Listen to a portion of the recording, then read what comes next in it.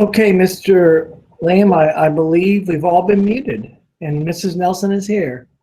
All right. So before we start, Ryan, I need your confirmation you can hear us, and please respond with a yes. Yes. Or Clark. Can you hear Thank me? you. Chris, thank you, Clark. Christy, can you hear us? Yes. All right. Becky? Yes. Thank you. So tonight we've got two items. So I'm going to call into order our public meeting. We have one action item that as a board we need to vote on, and then we'll move into the work session to address the schedule or the plan to return to school. So for that action item, I'll turn it to Dr. Clendenning. Thank you, Mr. Lamb. And tonight we are here to share a bit of information about buyout for teachers that are going to start the school year with us and would be eligible to the Rule of 85. And from that, I'm going to turn over to Mrs. Gross, our CFO, to go over the details of the resolution and timeline. Thank you, Dr. C. So before you have a resolution for the Certified Teacher Retirement Incentive.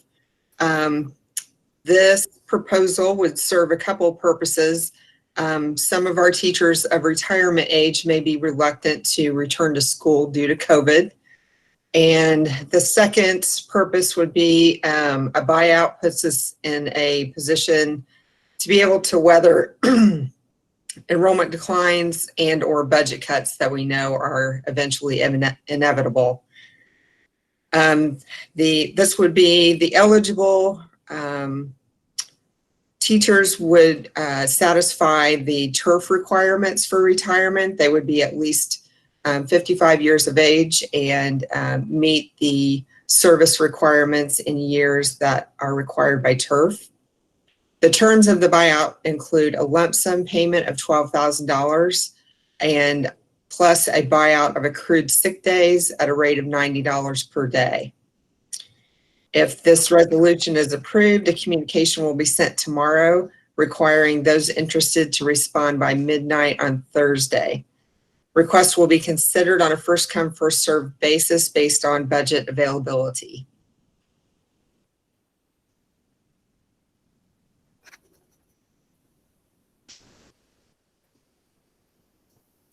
Tina, when you send that email out, will you copy the board on that? Just so if we have any questions, we can see the data, we can reference back to that. I certainly will. Thank you. For the board, do you have any questions for Tina or Dr. Clendenning? Okay, we have an action item then to pass this. Do I have a motion? I'll move for approval. Thank you, Christy. Thank you, Christy. Ryan, how do you vote? Yes. Becky? Yes. And I vote yes, so the motion passes. So we, Mr. Gross, you can send that email out tomorrow to all the parties. Thank you. Thank you very much. So with that, I will. A reminder also on communication. Want to thank FCTA and Mr. Harris and his team.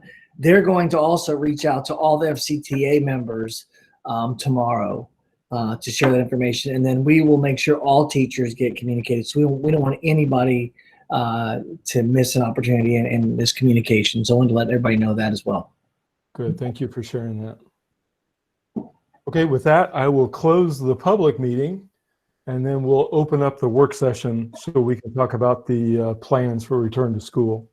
Again, I'll turn it over to Dr. C. Thank you, Mr. Lamb. Over the last several months, obviously, we've had a conversation about what school's going to look like in the fall.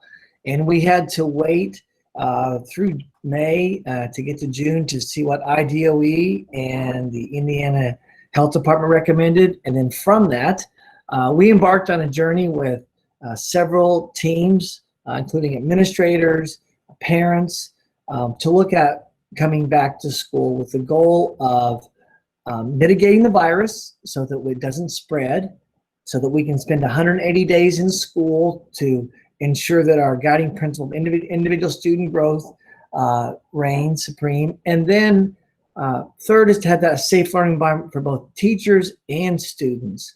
And so with that tonight, we're here to present our plan for reentry.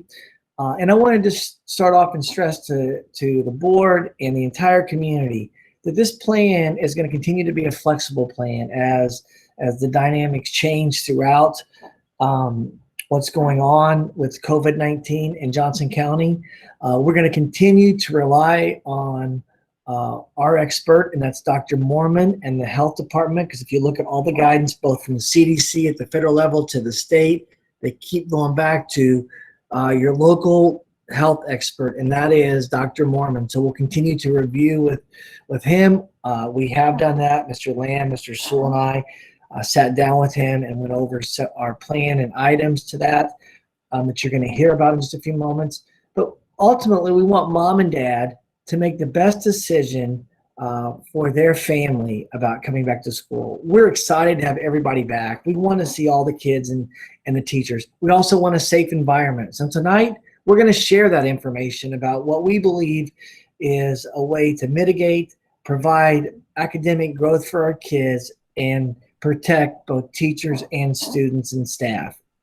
And so tonight, we're going to hear from 5 different domains of that plan. We're going to hear from academics, as well as operations, and then special education. There's a lot of questions about special education last time as we went to at-home learning.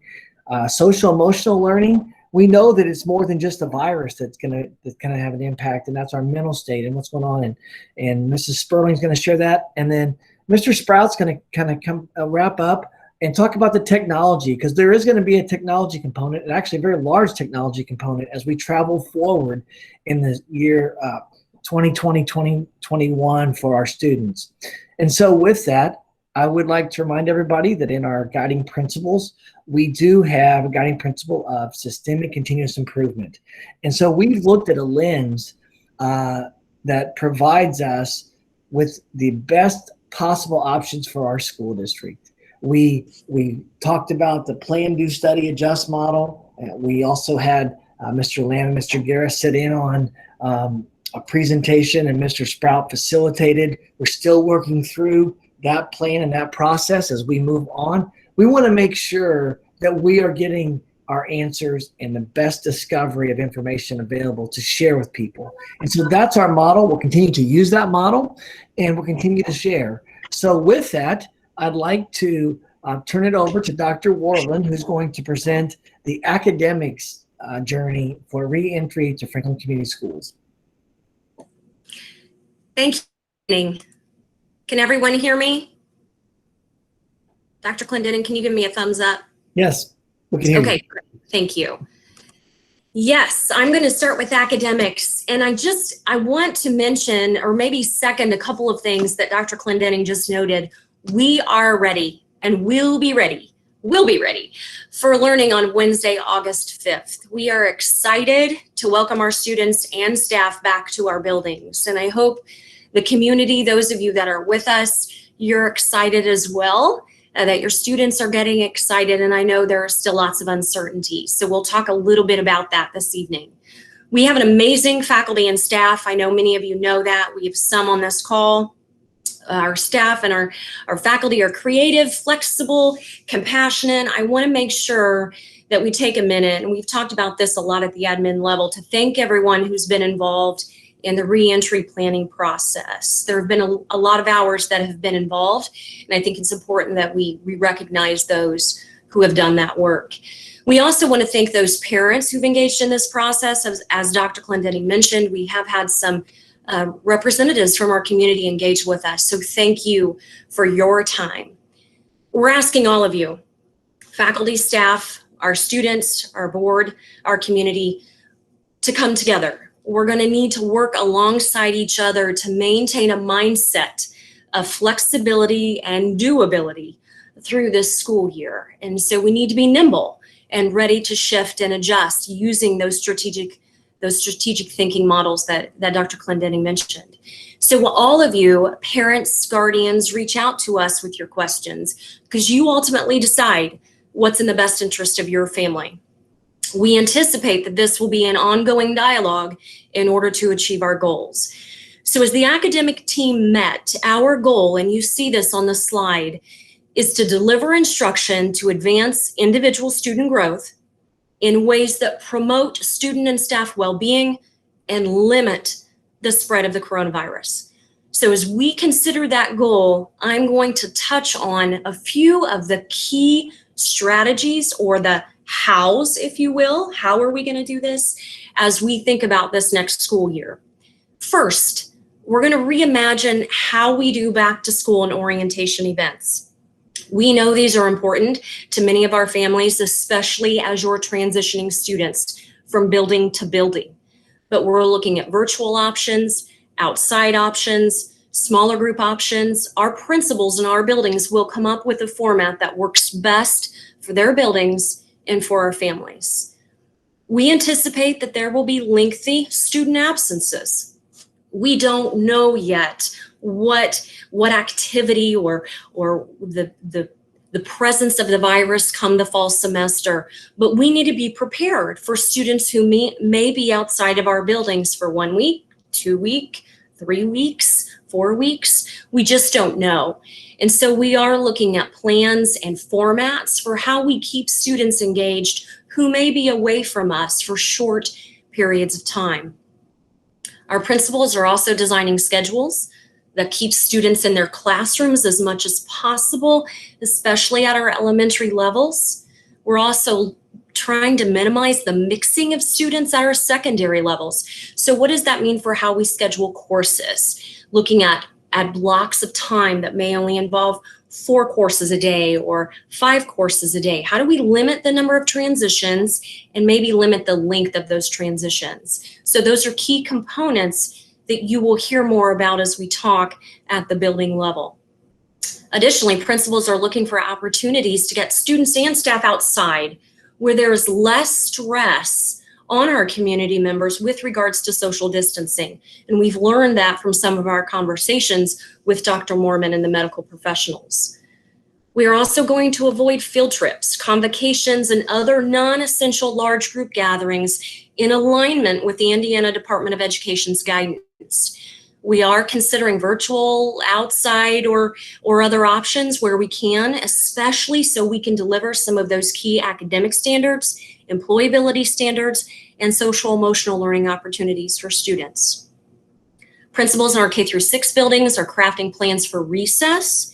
We value recess. We know it's important to our students. So we're just reimagining what that looks like. We're looking at smaller groups of students. In some of the buildings, we're looking at zones outside or in our recess structure where we can limit the number of students that are in those spaces. We also value small group instruction, and it's really a key component of much of our curriculum in our buildings, K through 12.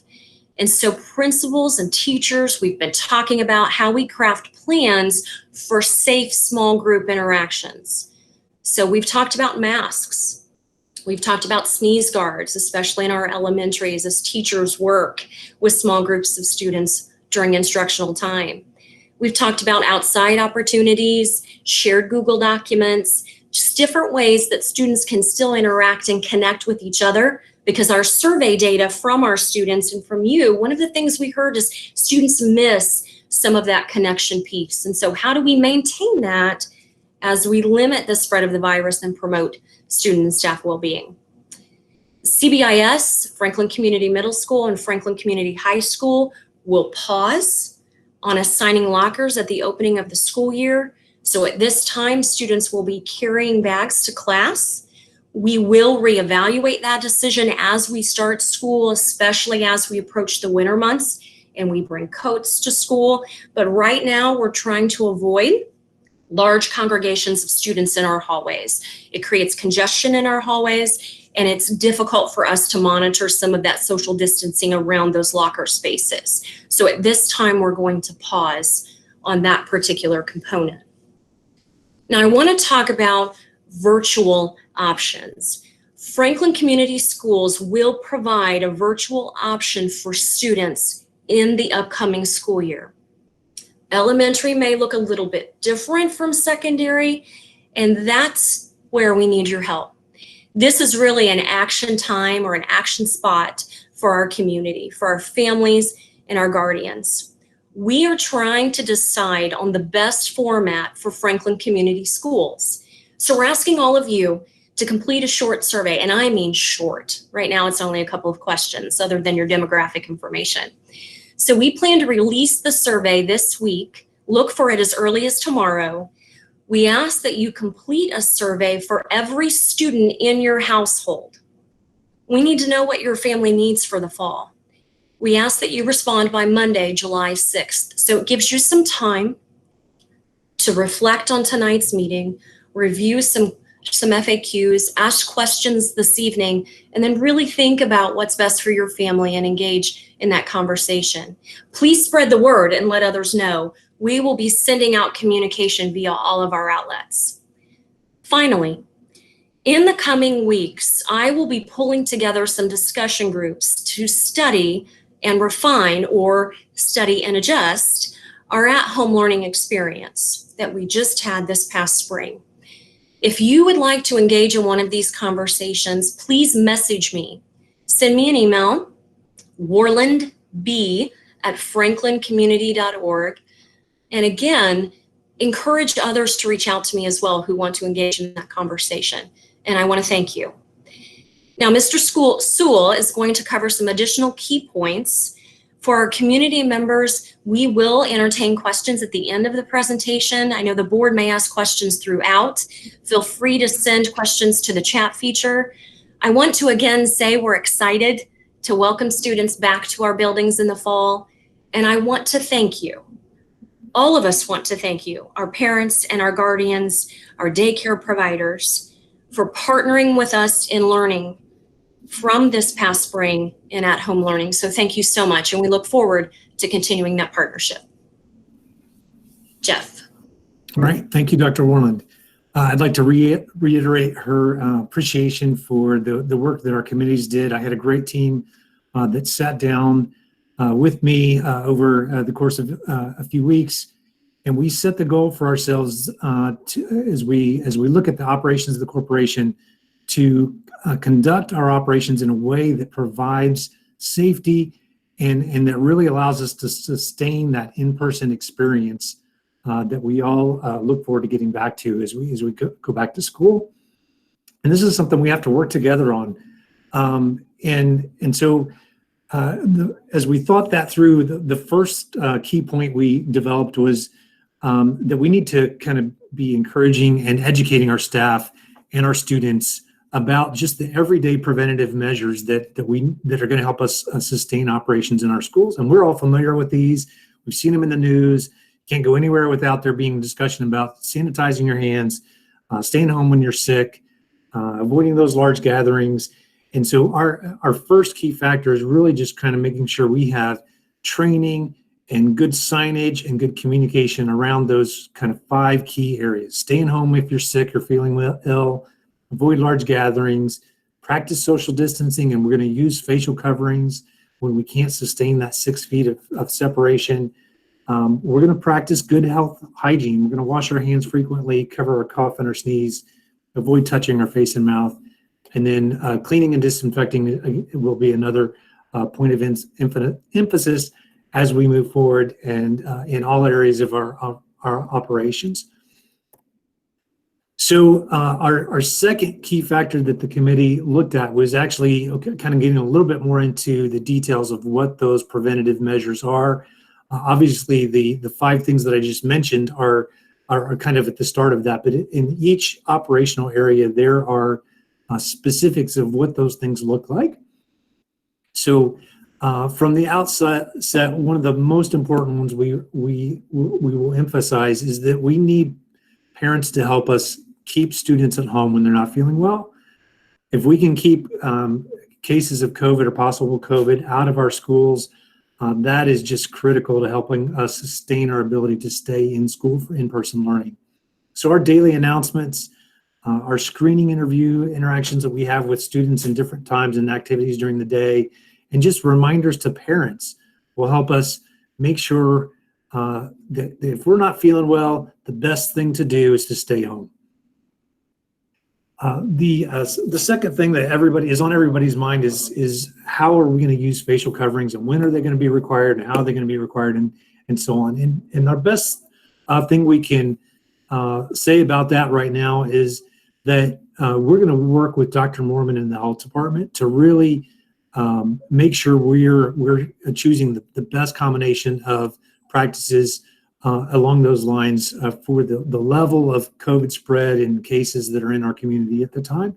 And that may range from, may allow us to be a little bit more relaxed about it at sometimes, but more stringent at other times. But in general, we're feeling like in those times when we cannot sustain our social distancing of 6 feet, such as on the bus, at our arrival and dismissal, in our hallways during our transition and passing periods, those will be key times when we will be asking students and staff to wear facial coverings. Again, we'll be in constant consultation with Dr. Mormon in the health department about that. So some of the other ways, just to kind of give you a sense of what school will look like on August 5th, our classrooms are being set up with their desks spaced facing the same direction. We've removed a lot of the unnecessary furnishings that will not only allow us to space those desks better, but allow our custodial services to clean and sanitize more effectively and quickly. We are installing hand sanitizer dispensers in every classroom. We're putting water bottle filling stations in every school, sneeze guards in a lot of different settings around our buildings where face-to-face, close face-to-face interactions are going to occur. Our signage and floor markings will help us with our social distancing. Our heating and air conditioning systems, we're going to operate those at settings that optimize our fresh air. And then just we are partnering with a company to bring in some sanitizing equipment that uses a liquid that's very safe for contact. Now it'll help us be even more efficient and effective in cleaning and sanitizing every evening, but also touching up that as we need to during the day.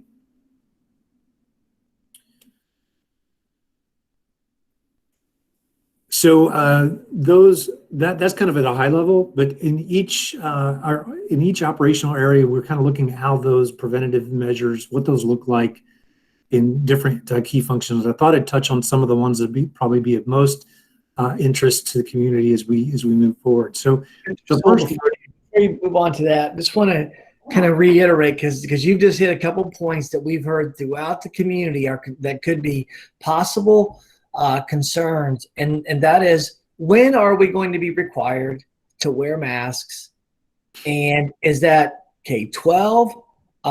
So if you could just to remind everybody and reiterate again, please, the requirement of masks, because we are going to require masks, and just remind them of those key points, and then reiterating that Dr. Mormon is our key contact and the physician expert on this matter. That's right. So Dr. Mormon is telling us that he believes that students from K all the way through 12, in most cases, if they're capable of removing a mask themselves, they're within the CDC guidelines for the age groups that can wear facial coverings.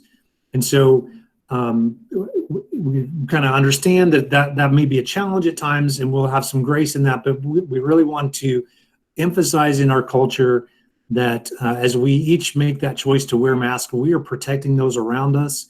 And that, we're all anxious to get back to school, in-person learning, and doing that and wearing masks is one of the best ways we can protect our ability to stay in person where we know students thrive and we can provide the best educational opportunity we can for our students. So that's a great reminder, Dr. Clendenning. Thank you for allowing me to emphasize that. It is very important. And again, we will certainly respond to the health department in making those making adjustments to that practice as the incidence of COVID cases in our community dictates. And how about recess? Will we have a requirement at recess? Dr. Mormon has indicated that with the outdoors, the air changes that you get, just with the wind that blows through, you're constantly getting fresh air, and you really don't have the same level of concern outdoors as you do indoors. So although we would still kind of encourage kids not to kind of like really closely congregate, as Dr. Warland mentioned in her portion, we really believe that outdoors is a place where we can be more relaxed with those requirements and give kids a break, because it's going to be hard. We acknowledge it's going to be hard. We're going to need to do the best we can and practice a lot of grace. But those outdoor settings is where we can not have to worry about the facial coverings. We can be more relaxed on the social distancing and give the kids a break from the structure of social distancing that we're going to have indoors. Another great question, a great reminder there. Jeff, are we gonna like have the mask when they come in the building, or bring your own from home, or how's that gonna work? We're envisioning that students from, as they arrive will already have a mask. We're hopeful. We are providing. We have a number of community partners and things that are providing masks. We are creating an inventory of masks to provide to folks if they forget theirs on a given day. But obviously, that's a lot of days and a lot of people for us to provide a mask every day. So what we're going to encourage is for folks to find a mask that works well for them, that they can spend time in and have comfort with, that they can take care of laundering and taking care of. But that students and staff members would be prepared with a mask at all times, so that when we're not able to maintain social distancing, that mask is ready to go on and help us stay safe. Mr. Wagner, we've also had a company emailed me this weekend called So and Serve, and I want to thank Stephanie Zimmer, who brought them to us to begin with. They've provided all of our staff a mask right now. They reached out and said they would like to do the same thing for our student population. So I have to then tomorrow email them our projected enrollment, and they're going to try to get one mask, a cloth mask, quilted mask for every kid. So we are asking the parents, and I think other schools, and they'll see this, PTOs are helping. From the school side for our adults, we're providing 3 masks for our adults. A mask to wear, a mask to have, and a mask to wash. And we would ask parents to kind of follow that same model, to have 3 for their kids. And as Mr. Sewell said, we did purchase some disposable. The state purchased, I believe, 2 million to be distributed out to all schools for this very instance. And Mr. Sewell filled out a survey a week ago, I believe, or 10 days ago for our school district. So we are going to have masks, but we would encourage mom and dad to please get one that fits, that they like. You're going to hear also about special education in just a few moments. We know there are some kids that need a mask that they can see their lips move to help with, phonemes and things like that. And we are working with that. We actually have a local partner, and then Mr. Perley had a person reach out to him, 2 people making those specifically with vision shield guards inside so we can see mouths as well as wear masks. Yep. Great questions. Glad to kind of expand on that. Okay, are we ready to talk about visitors and clinics? Let's talk about visitors.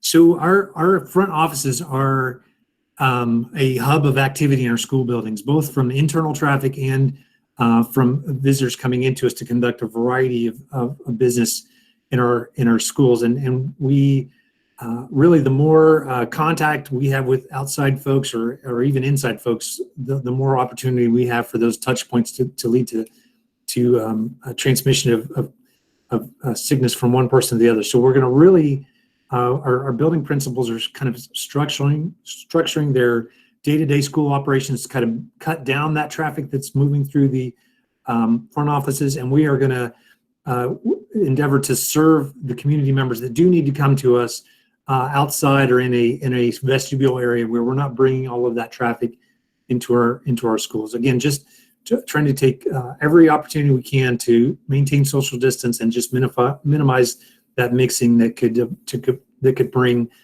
sickness into the school.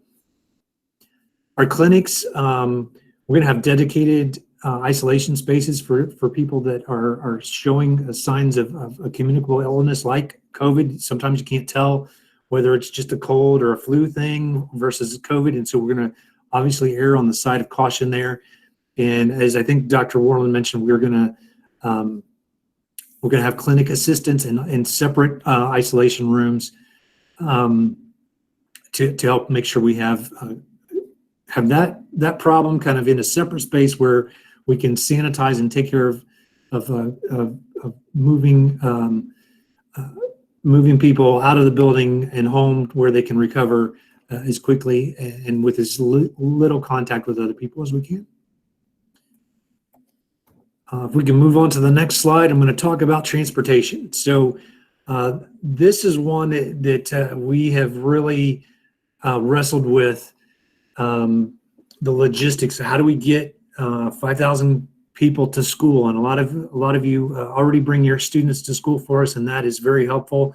We're going to need more people to bring their students to school because we are going to have to limit the capacity of our buses and wear facial coverings on our buses.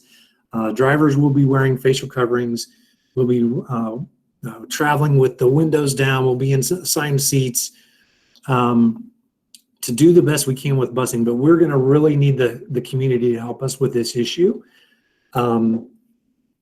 If ideally, if we shift people away from buses into car rider lines, we make our car rider lines even more challenging than they are right now. So walking and riding bikes would be great things. Carpooling would be a great thing. Walking groups or biking groups would be a great thing to kind of really, as we look ahead to this next year and the challenge of social distancing and getting everybody to school safely, we really need the community's help. I'm thankful to have Mayor Barnett and Chief Cochran on the call with us this evening. Mayor Barnett has been very supportive as we look at some of the options there. Chief Cochran also very supportive as we consider how do we manage the safety issues around increased car traffic or walking and biking traffic. And so we'll be talking about that and working on that in the coming days and weeks as we tackle those challenges. One of the things we are looking at is the concept of walk zones where we don't provide busing services within a certain distance or proximity to our school buildings. Those are common in other communities, and they help transportation departments like ours that operate on limited budgets to make things work. And that's something we're studying right now because as we have to deal with the realities of operating with reduced numbers on our buses, we still need to get everybody to school and get all of their instruction time in. And so we're studying that issue, and we may come back to the board with a recommendation on that very soon. Again, the important thing though is to know we're committed to getting students to school reliably and safely, and we're just going to really ask the community to come alongside us and really help us with those challenges in the coming year.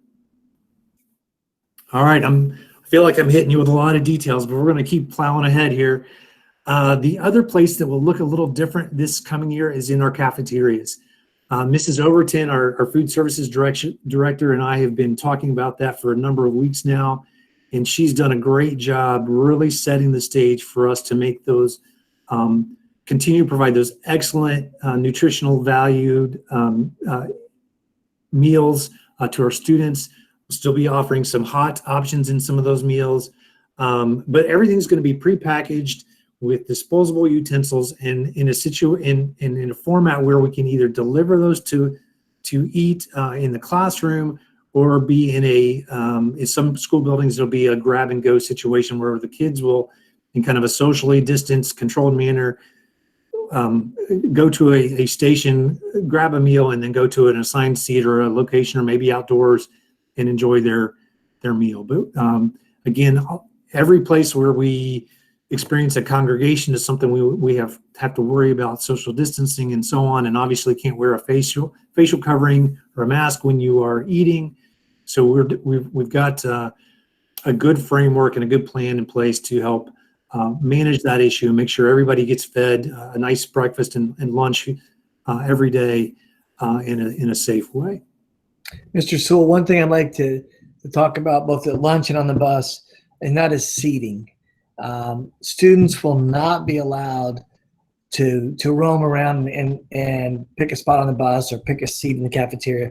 We That's will right. have assigned seats for all students during this COVID-19 era.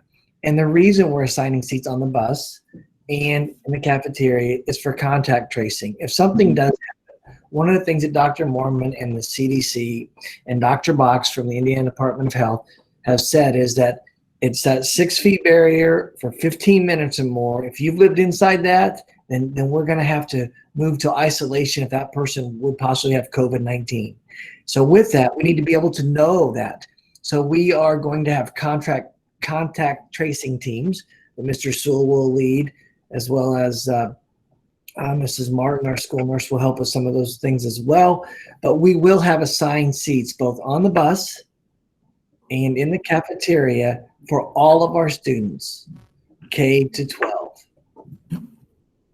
In classrooms too, I think we'll just at about every environment where we have students sitting in a place repeatable, there'll be an assigned seat there. So again, and that's where we'd like to make sure we are offering those outdoor breaks where we can relax that a little bit. So we're trying to balance that out and make life as livable as we can. All right, so I'm going to move on to the next slide. So we know that in spite of our best efforts, and Dr. Clendening has already kind of alluded to this, we're anticipating and we're preparing for the case of students or staff members having illness and being identified as a positive case of COVID-19. And so we are working on how do we manage that and what is our response to that and when that occurs. And of course, we're going to look to the CDC guidelines on how we make decisions on when people should be excluded and when they should be allowed to return to work or to school. And of course, also, again, consulting closely with Dr. Mormon as we make those choices. But among the procedures we're putting in place, we're going to have a standardized health monitoring checklist and screening questions that we're going to ask parents to use before they even send kids to us. We're going to ask our employees to really assess, how am I feeling today? Should I be going to work today?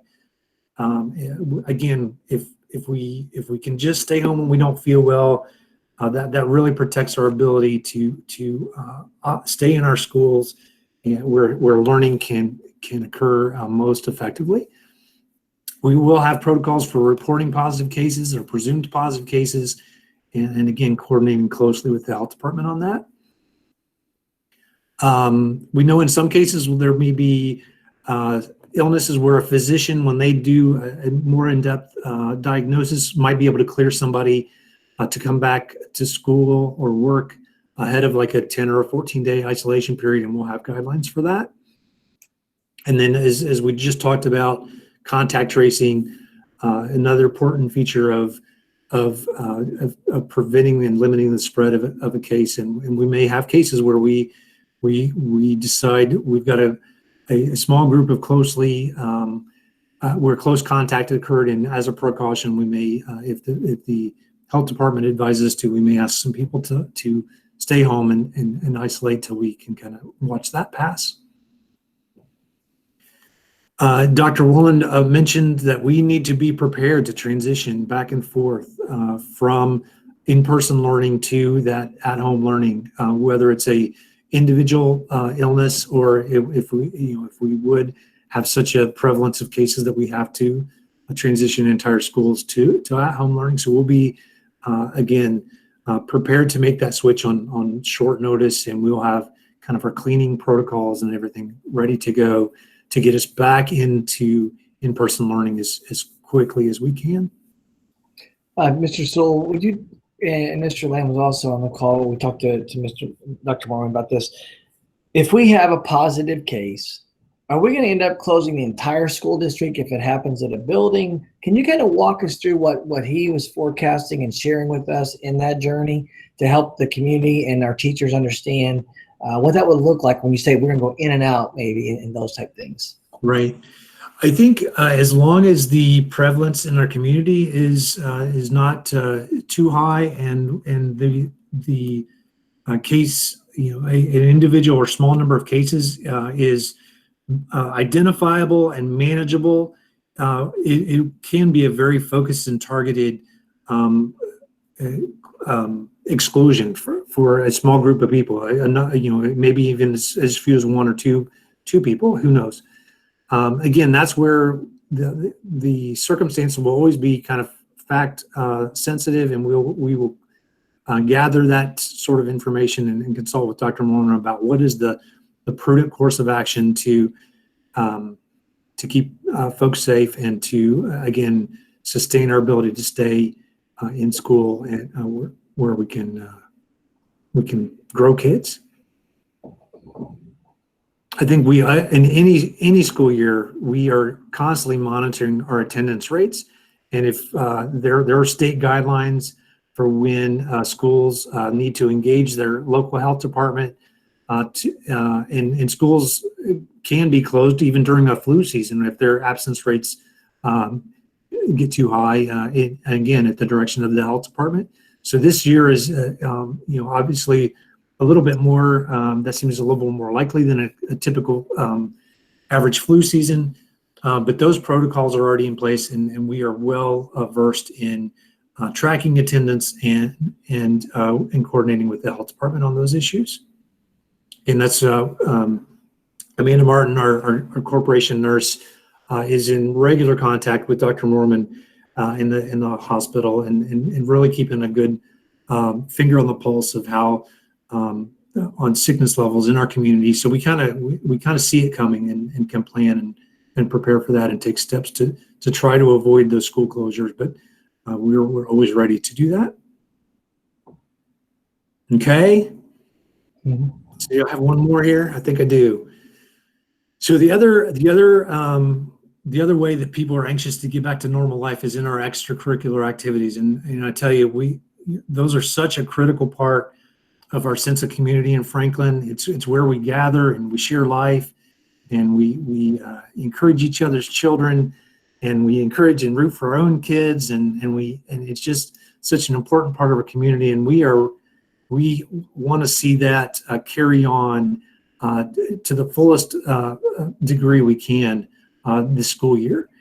That said, we know that those events bring people together into large gatherings and in close contact, and so we're going to continue to work with Dr. Mormon and the health department to kind of do the best we can to allow those extracurricular activities to move forward as close to normal as we can, but while also taking some good prudent steps to practice social distancing, maybe asking spectators and audiences to wear a facial covering, or just other things that we can do, again, to help keep our community at large safe, but also just to protect our ability to be in school and to even have the opportunity for these extracurricular activities. So our athletic directors and coaches and our ECA directors, band and choir and others are really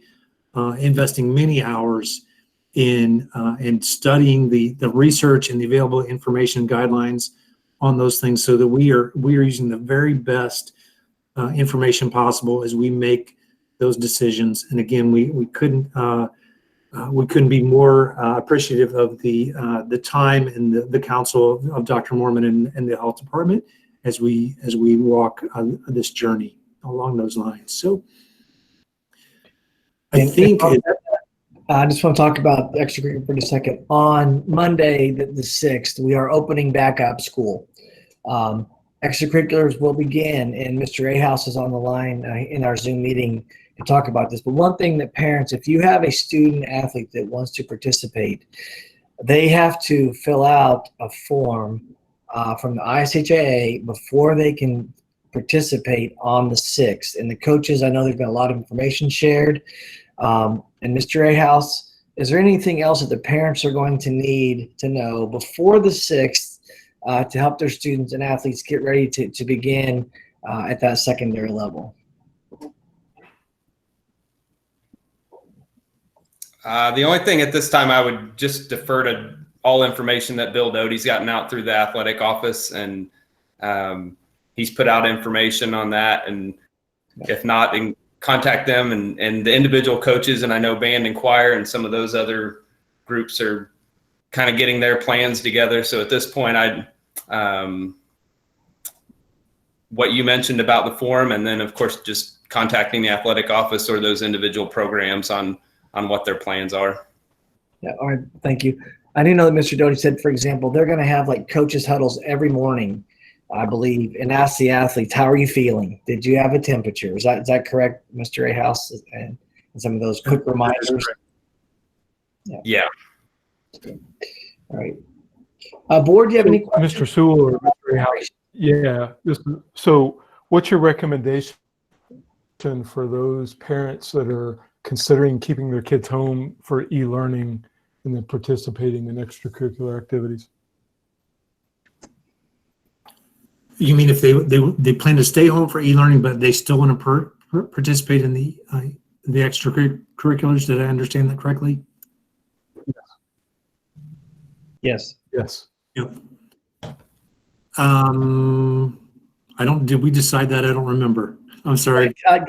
I'll talk a little about that. I think right now, and Mr. A House and I haven't a chance to touch base yet, but we want the kids that are going to participate in extracurriculars to attend school. If they're going to participate with us in the after school, we want to have them come to us. If parents choose that they need to stay home for their health and safety of their families, then I think that that's great. We just need to understand that as we go participate outside sports, and they're not, football is a contact sport. They're going to get to do stuff. So I believe that we're going to request that if you want to participate in an extracurricular activity, that you do come to school with us. And I know that talking to other school superintendents, that is a very common practice that we're exhibiting that I'm sharing with you today about that.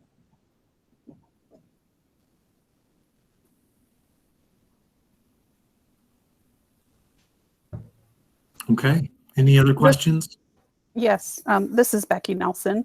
And if a student is, let's say they're sent home and they are experiencing some symptoms, would that student then need like a doctor's note to be able to come back to school?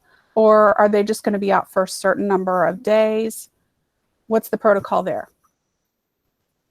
We're going to follow the CDC guidelines on that. And then I think we would be going through a kind of a process of asking their family about the onset of symptoms and how much time has passed and so on to help us make those decisions. Certainly a physician's note that kind of corroborates that and helps us make that decision would certainly be helpful. I don't know if Amanda or Dr. Clendenning wanted to speak to whether we would require that. I don't recall whether we made a firm decision on that. I'm going to let Amanda. She did have a meeting with the Johnson County nurses as well as Dr. Mormon, and they talked about setting some guidelines, just as the superintendents got together a few weeks ago, and we released our guidelines to say that we are going to monitor temperatures. But Amanda has the most updated information on that, and I'm going to defer to Mrs. Martin. Can you hear me? My internet's not the best out here. Yeah. So right now, we will be following the CDC guidelines. And so depending on the symptoms, it'll kind of depend on the exclusion. So I'll just use a fever for an example. Right now, if a student presents a fever, it's going to be a minimum of a 72-hour exclusion from school, where previously we were at 24 hours. If they are experiencing one or more COVID symptoms, it's a 10-day absence. They'll be, unless they can present a doctor's note. So 10 days from the onset of the symptoms is the CDC guideline. So they would need to be 10 days will need to have passed since the onset of the symptoms, or 3 days since their fever broke and they've stopped using fever reducing medicines. It would be the later of those 2 days. Is that correct?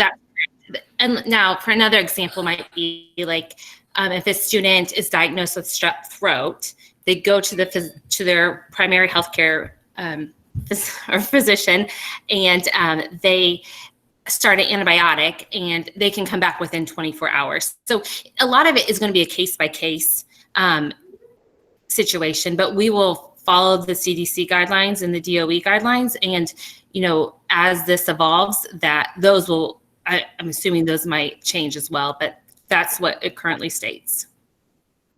I think to address the core issue, we would not necessarily have a physician's opinion in every single case. No, but if not, it would be a 10-day out, the way it reads right now. Yep. We'd apply the guidelines, the CDC guidelines as they're written. Yes, that's correct. Yep. I would also That's a great question. on the attendance letter. I know a lot of times parents will ask about this, like Mrs. Martin gets a lot of phone calls when parents say, well, I'm close to my 7 or to my 10. What am I supposed to do? In this era of pandemic, Mrs. Martin. Yeah. So we have a code that we currently use when we send a student home that meets our guidelines for, was the 24-hour rule. So we will apply that into Power School. We will work with the secretary attendance and attendance secretaries in the building level, as well as Mrs. Morrison, to discuss that. There will be, I guess it would be, it would be excused if it's the school sending the student home for their illness. Does that make sense? Grace will be extended. And I think that's the biggest thing that we'll hear all throughout the years. We're going to have grace. And we want to reiterate that the parents, please be proactive. If your kids are not feeling well, please have them stay home. And we'll continue to work with you and through Mrs. Martin, the building principals on that. But grace will be extended. Now, obviously, if people just start missing school, then that's another issue, right? Then we'll continue to address that like we normally have. Right. So thank you, Mrs. Martin. Yes. Thank you. Are there any other questions before I hand it off to Mrs. Scott? All right, Mrs. Scott, I think that's your cue. Perfect. Thank you. First of all, I want to thank my committee as well, because special education is something you can kind of fall down into rabbit holes all day long, coming up with all the things that could potentially come up or questions that may come up. So they did a great job helping me out with this. So I do want to also point out that when we were meeting on this committee, it seemed like we kind of fell in with all the other committees. Like, oh, this is a technology issue. This is a operations issue. This is instruction. And so we really tried to stay out of that lane as well, because we knew that was being covered. So number one, we have to make sure that our kids and our staff and anybody that comes in contact with us is safe, healthy, because we can't do school if we're not healthy and our kids aren't healthy. So top priority for us is to make sure that we do everything we can to keep everybody healthy. With that said, when we were thinking about a goal, it kind of came down to, in special education, we can't change what we're doing. So to create a goal, our goal is we are going to continue doing life in special education. And that is, we're following the IEPs, but the only thing that's different is now we're putting all these precautions into place to mitigate the virus, which is not something we've done before. We've not worn masks. We've not used face shields. We haven't used sneeze guards. We haven't tried to reduce those transitions. So all of those things will be put into place so that we can continue doing what we normally do in special education or in implementing 504s. We understood that federal and state laws didn't change for us. So we don't have the flexibilities to say, in light of COVID-19, we're going to do this in special education. So we have to continue doing what we do, and that is push-in services, pull-out services, small group, one-on-one. Therapists will continue to do what they do in terms of PT and OT, and again, all of the PPE that's needed for that, they will use. Touching base on laws, laws didn't change while we were closed, and there's no intention moving forward for the federal government or state government to make any changes. So as parents are starting to think about coming back to school, we're going to do what we do in special education. The one question may come up about reviewing and revising IEPs. What I would say to teachers and parents is not every IEP needs to be revised, but if teachers get back to school and realize, hey, we didn't make the progress that we needed to, or this goal is no longer appropriate, we're going to ask parents to come back to the table with us. That may be virtual, but coming back through a Google Meet and reviewing those IEPs. So I would also encourage parents, if they feel like something doesn't seem right or a change needs to be made, communicate with us. And that's a two-way street. We'll reach out to you if we need to make a change, but we also, if you feel like there's a change, please reach out to us.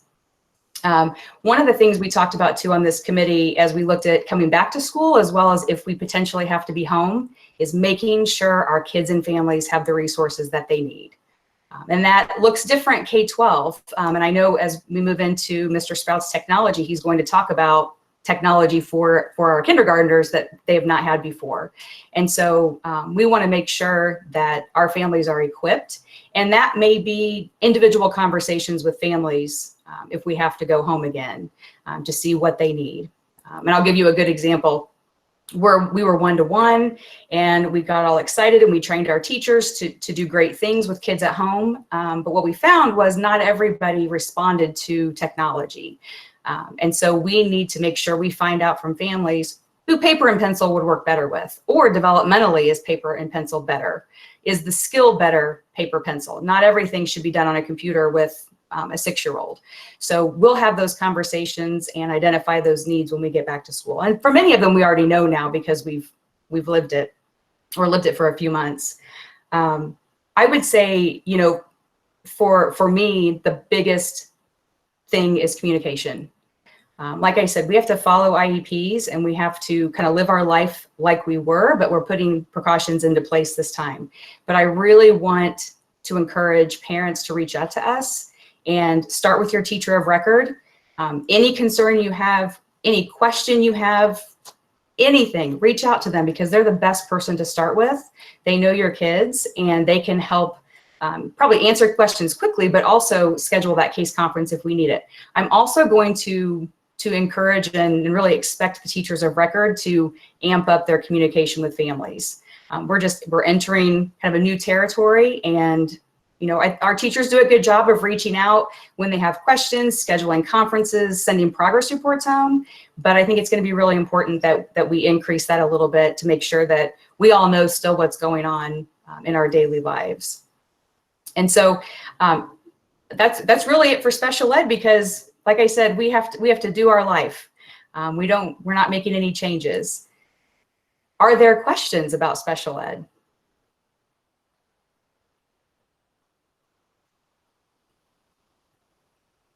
Well, I hear the crickets. So with that, we will move on to Kim Sperling and social emotional learning.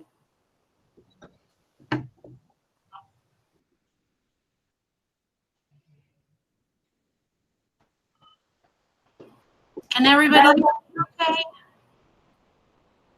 Yay. Mm-hmm. So thank you, School Board, for this opportunity to share FCS SEL's team's recommendation plan. I wanted to start off the conversation by quoting the IDOE regarding COVID-19 and social emotional learning. IDOE quotes are stated, SEL has moved from a nice to do to a must do in preparing for student and staff return to the 2020-21 school year. Further, the National Association for School Psychologists states that social, emotional, and mental wellness of each child must be considered before any academic advancements or remediations take hold. So with both of those statements, you can see that there is a huge emphasis and priority that will be made by FCS in order to implement and integrate social emotional learning into our district-wide and building levels. I myself share this strong belief, as does our SEL reentry team, our mental health subcommittee, as well as our mental health oversight committee. And you will see from the goal outlined in our reentry plan, as well as on the PowerPoint, that our goal states to integrate social emotional learning and mental wellness across the district, prioritizing student and staff healing and psychological safety. So we believe very strongly that we can accomplish this by creating building level social, emotional, and mental wellness teams. And these teams will be tasked with communicating a very clear message that social, emotional learning and mental wellness are paramount to the success, to the holistic success of students and staff, whether implemented on-site or virtually. These teams are going to include myself, as well as other internal and external stakeholders that will be decided by each building. Recommendations have been provided, and they include but are not limited to principals, vice principals, deans, school counselors, school nurses, behavior interventionists, teachers, parents, and if possible, we really hope to incorporate school-based staff or the team lead from Adult and Child, which is our community mental health agency partner. These teams could be the same or similar to the kids teams that already exist within each building level right now. The focus of these teams will be to work collaboratively to implement social emotional learning, utilizing a multi-tiered system of support. As you can see from the infographic, it demonstrates how SEL, or how there's a lot of acronyms, I apologize, how Franklin Community Schools will prioritize and implement student SEL and mental wellness using this particular framework. I will not go into the weeds about a lot of this information, but just staying at a high level, for Tier 1 supports, these are going to be lessons and activities that are going to be implemented to all students. They're going to hopefully be provided during classroom instruction, and that's whether it's going to be on-site or virtual. And the emphasis is going to be based on school counselors as well as teachers providing these lessons. There's a recommendation of what it should look like. For instance, at the elementary level, we're thinking that it should be a daily recommendation so that kids at that level are getting social emotional learning during circle time or morning meetings, whatever each building decides to call it, but we feel like it should be daily. At the intermediate level, we feel very strongly that it should be provided at least 3 times per week, whether that be in circle time, morning meetings, or whatever the building levels decide. For the middle school and the high school, we really feel like social emotional learning should be implemented at least 1 time per week. And again, that could be done during coach, gym classes, health classes. There's a lot of different opportunities that we will be able to figure out and identify how to implement it at a minimum of 1 time per week during the middle school and high school. When you're looking at Tier 2 and Tier 3 level, those are more intervention based. Tier 2 is provided for some students. It is typically provided individually or in targeted small groups, and we can definitely do that whether on site or in virtual settings by using Google Classroom. Tier 3 interventions, this is going to be a little bit more difficult to provide virtually because it's very intensive and it's usually one-on-one.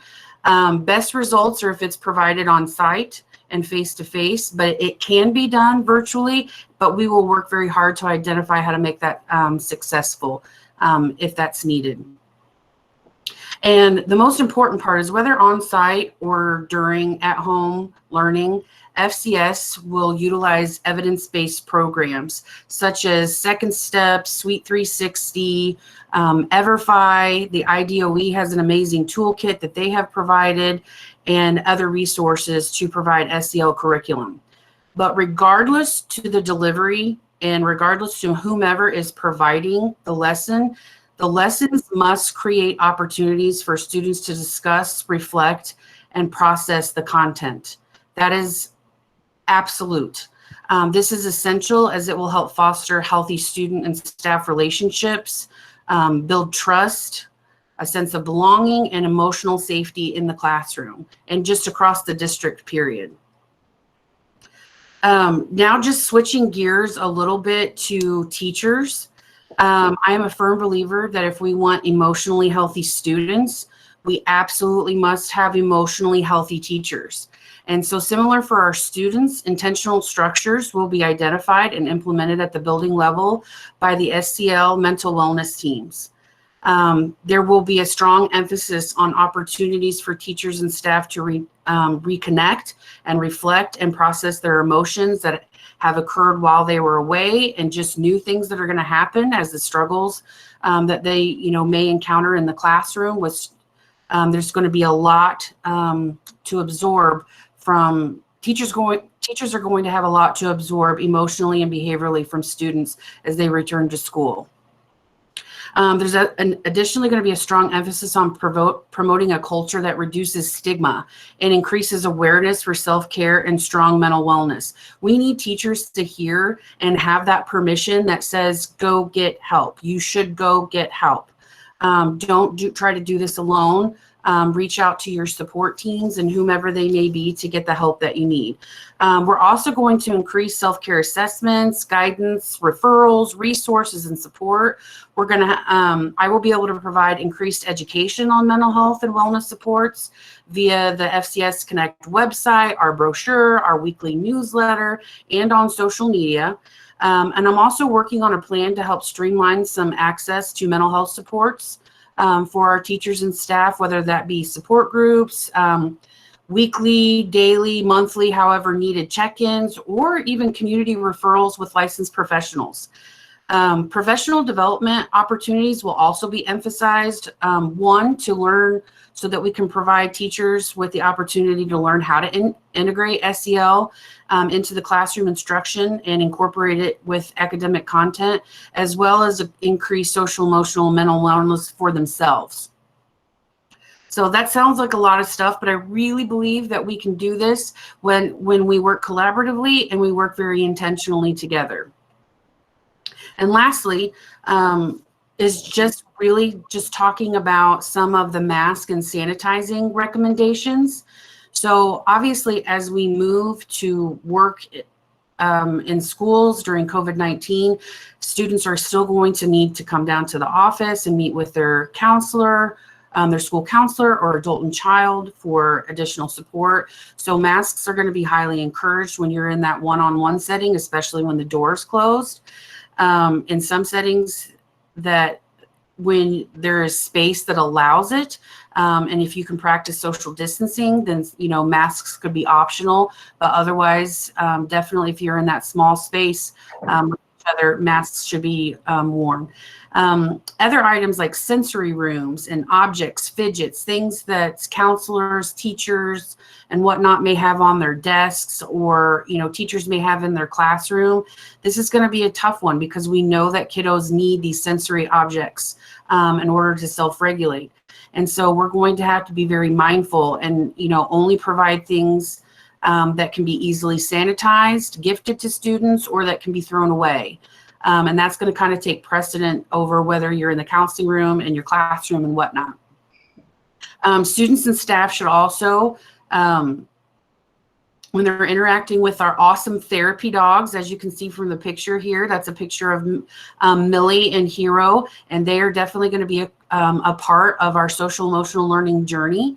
So they're going to be placed obviously in Northwood and Webb Elementary, but there will be some opportunities for the dogs to go outside and meet with students in other buildings. And so at all times, we really want students and staff to wash their hands prior or use hand sanitizer before interacting with the dogs and after interacting with the dogs. And that'll just help mitigate, you know, any germ spreading and whatnot.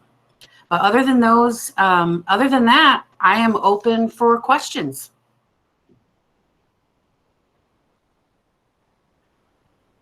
Okay, well, wonderful. Well, now I'm going to turn it over to Matt Sprout for technology. Thank you. One of the disadvantages of going last is it can feel a bit dry. The great thing is I'm about to talk about technology, which is absolutely exciting. So get on the edge of your seat, get ready, and we're going to have some fun. So technology, in all honesty, is our support. All the great folks that you just heard speak, our job is to support them. We talk about the K-1 students receiving Chromebooks. That's in support of every student not touching every keyboard and mouse. That's improving the curriculum. That's improving the academic side of it. So no matter where a student finds themselves, that they're at school, they need to be home for one reason or another. Technology is going to play a component. And that's also going to be true for the teachers. As our committee spoke, we talked about that communication, and that communication from administrator to teacher, teacher to student, and even teacher to parents. What does that look like? What are the expectations, and how are we going to facilitate that? And so whatever scenario we spoke about, we found ourselves coming back to communication and relying on it to achieve our goals. Students will not share devices in supporting our teachers and our administrators and our schools and social distancing. We are going into each and every classroom. We're removing every computer, usually 6 or 7 years old. In the elementary classroom, we keep them until they literally have nothing left. But we're going to remove those, and that's going to create the ability to spread the desks out, create social distancing. Because we are one-to-one in grades K through 12, at the elementary school, we had carts in every single classroom. Those are no longer needed because every Chromebook K through 12 is going to go home every night.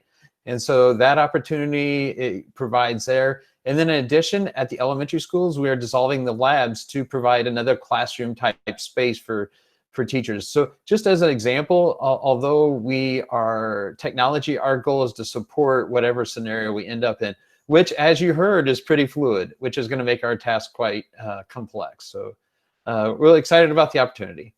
I'd be happy to answer any questions.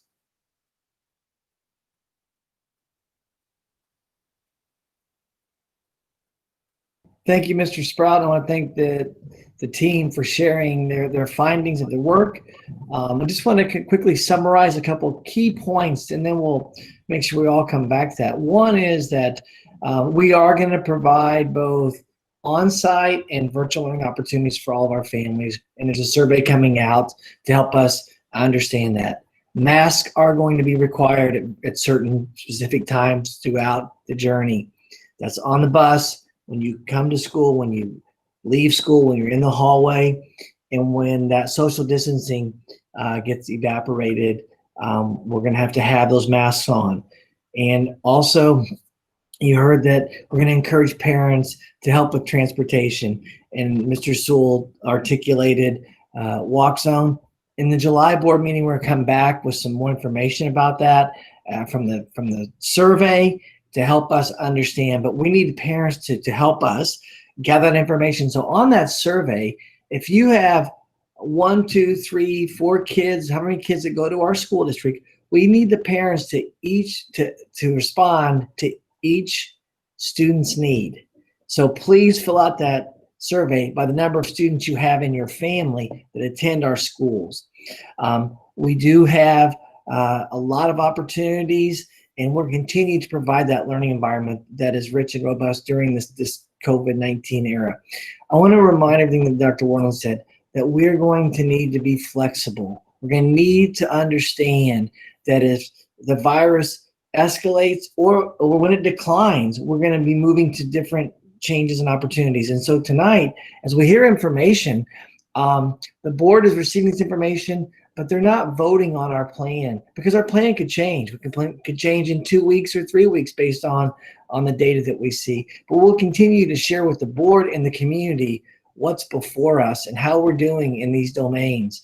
Regarding communication, this presentation, both in the recorded form as well as the PowerPoint, will be posted to the website.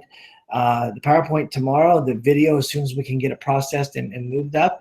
And then each individual school has created a plan that drills down further into these specific areas. We're going to be sending those out later this week. The building principals are on tonight to listen, and if there are any questions that they need to respond to, they'll be more than happy to fill in. But once they have their plans, please reach back out to them in specific details. They match what we're talking about. They're looking at how to help those kids. We want to make sure that we're providing that safe environment that mitigates the virus, and that everyone is being honored. And we want to make sure that the staff feels safe, the faculty feels safe as they come to school to help deliver in this 2021 school year. So with that, I just want to thank everybody again. I'll turn it over to Mr. Land for any questions for any of us this time. Thank you, Dr. Clendenning. I'll open up for the board. Any questions from the board members? Yeah, I have just one question. If a parent chooses, and I don't know whether we covered this and maybe there was so much information, but if they choose to do the at-home learning, do we have any parameters of how long they have to do that? Can they come and go throughout the semester? Or is it just you choose it and you know what I mean? Great question, Christy. This is Brooke. I'm going to take the first attempt at this. We have talked about that. The academic committee actually spent some key time on that very question. Our recommendation, our proposal is that families will not be allowed, students will not be allowed to journey back and forth. I'm on virtual, now I'm at school, I'm on virtual, I'm at school.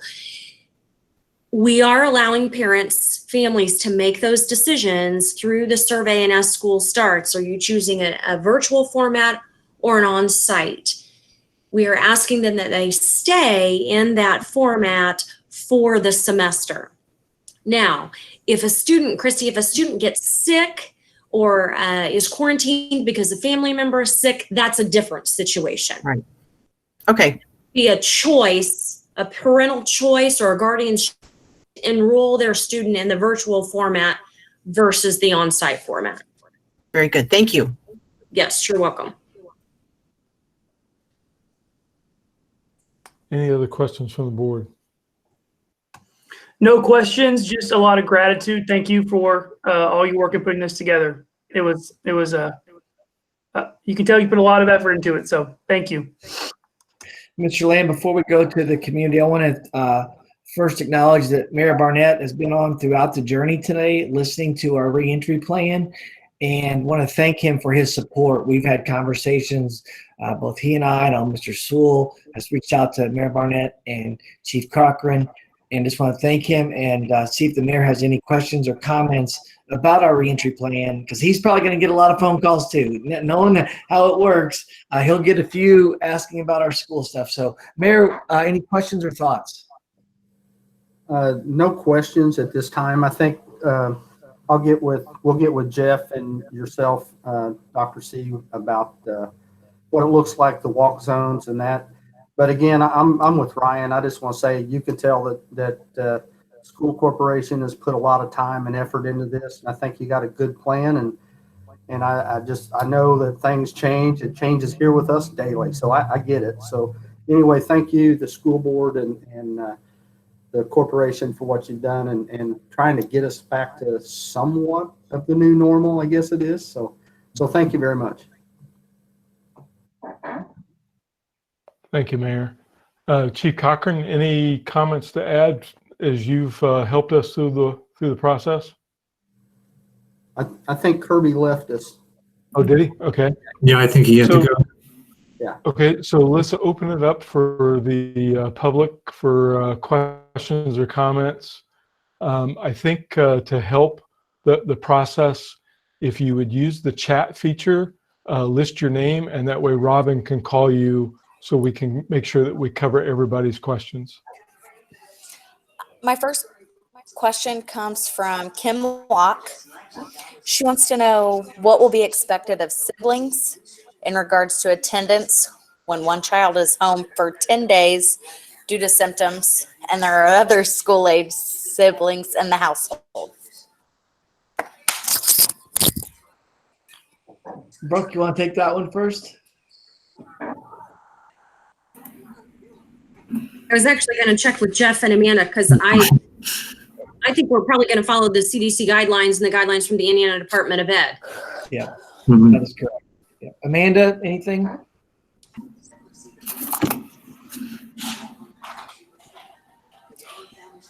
Yes. So Amanda did. Yeah, I'm agreeing with Brooke on that. So if a student is quarantined, the siblings as well are quarantined in the same household. Right. In the same household, yep. Yep. And will they receive some sort of online learning during that time? Absolutely. Absolutely. Yes. And the sibling would also be coded under our nurse codes for their attendance as well, because that we'd be following the guidelines. That would be an example when we would make it permissible to go in and out of our school setting. If they've selected to be in person and they have to go out for those 10 days, we'll continue to provide services, patient services, and then they can come back when they're free of the signs and symptoms of COVID-19.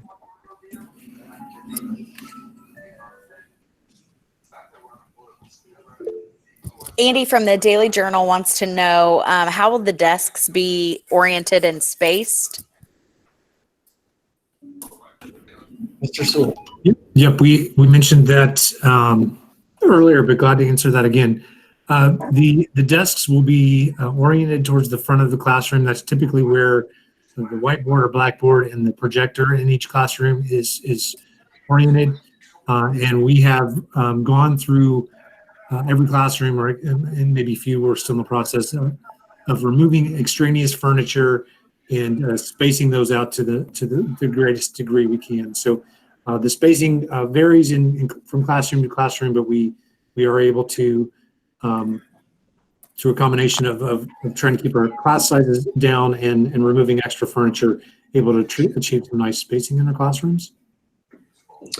And we will have protective shields for small group and teacher interaction for both teachers and students that Mr. Sewell's working on with the building principals. So that's another precaution that we are going to have to mitigate the spread of the virus if you're going to look at room orientation.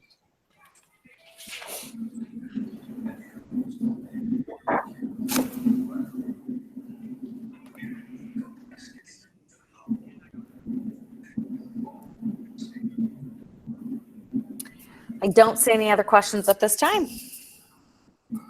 All right, thank you.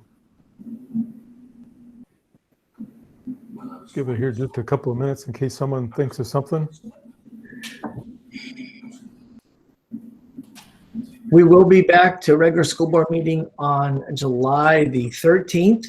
It's a little late. It's that's when the second Monday is of the month. It will be a little longer board meeting than a normal typical July meeting. We are going to hear from Mr. Spring again regarding a new state law where we have to partner with a third party for SEL and some options and opportunities with regard to that aspect. And we are going to discuss walk zones again on that date. Mr. Sewell will have that information, as well as we'll met with Chief Cochran and Mayor Barnett and continue to look at that. But I just want to reiterate to everybody that tonight, as you hear the information, the questions come up, please reach out to us, the building principal, central office team. The FCS communication at franklinschools.org is a great website also to reach that. We are going to have a frequently asked questions session. And one of the things that we're going to do is date and timestamp the question when it comes in so that anybody can see if it's new and when it was presented to us. We're building that already, so we'll see the first phase of that coming out with our plan. And then Mrs. Betts will be the moderator and to help us share that information. If parents have questions after tonight, please get those to us. All of our emails or our last name, first initial, or give us a call. We'll be glad to share information on that. And we'll look forward to partnering with moms and dads in this journey. And like I said, as we started, we want to give them information tonight so they can make the best decision for their family. Robin, I think we have another question coming up. Is that right? I do have one more question. Debbie Baldridge, she's our high school choir booster president, so I can only imagine the time spent there. But she wanted to know, do we have any guidance yet on whether parent volunteers will be allowed to work in the buildings at all? I know you touched briefly on that, but we typically start at 7, so we had some latecomers. I'll take a crack at that one. I don't ever want to say never. I think as we've said before, it's a little bit difficult as we're a little bit more than 5 weeks out to forecast what exactly the circumstances we're looking at will be when we return to school. I think that'll be one of those closer to game time decisions we will make as we consult with Dr. Mormon and kind of see how cases are progressing in the community and whether we're on a decline or on an increase in those cases. I think certainly we recognize and certainly value the efforts and the many hours that volunteers in all areas of our corporation put in to help us make our student experiences what they are, and certainly we don't take lightly the concept of excluding volunteers. And I think as we navigate this journey, though, we're going to have to weigh the benefits versus the risks. And I think there'll be room for some volunteers in key roles and key areas of support, but we are going to be very thoughtful in how we go about doing that and what that looks like. Again, right there in close contact in consultation with Dr. Mormon. I do know that one program that we are going to have to unfortunately hit pause on, at least his first semester, is the Study Buddy program. That is something we've worked with the Franklin Education Connection and Mr. Huddleston. I know that Mr. Wagner and Mrs. Gross and Mrs. Betts are on that committee. And looking at that, we are going to hit pause for this first semester. We'll continue to reevaluate that. Now, as Mr. Wagner's created and helped us envision this first scholars program, I do believe we're looking at some alternative ways to connect with those kids. So the program will still continue to move forward and having their mentor work with their mentee, but it won't be an in-person setting in this first semester, and then we'll continue to reach out to Dr. Mormon and share information.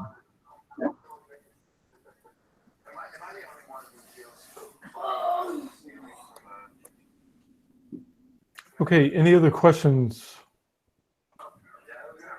So again, I'd like to thank everybody that was on the panel tonight, the principals for the hard work that you've done. August 5th is going to be here before we know it.